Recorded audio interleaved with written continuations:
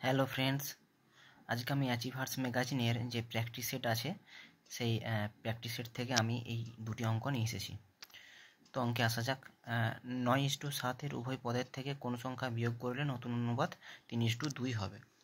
তো আমার লিখে নেব এরকম করে, 9/7 সমান 3/2 সমান এটা এক্স ধরে নিলাম। তাহলে এর সঙ্গে এর গুণ করবো, আবার এর সঙ্গে এর 9×3=7, 7×3=21 মাইনাস 9×2=18 বাই এগুলো যোগ করব, 9×2=11 মাইনাস 7×3 যোগ করলে 10। এখানে এক সমান এটা লিখে দিলাম। তাহলে এটা 3/1 হবে সমান 3। অপশান ডি সঠিক উত্তর।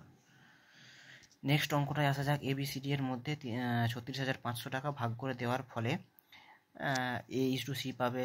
A/C সমান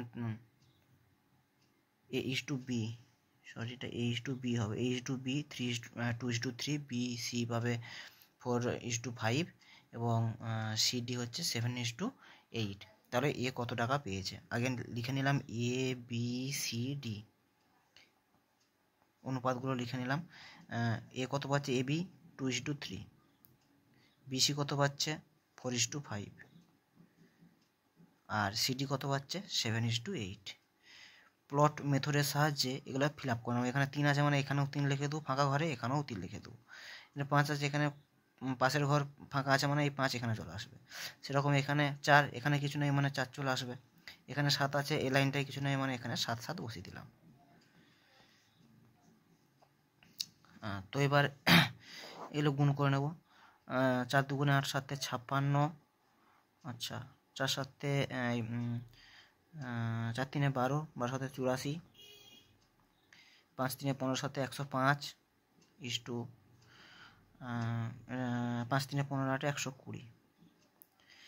তো এগুলো যোগ করবো, 56 84, এগুলো যোগ করলে কত হচ্ছে 365 হয়ে গেল।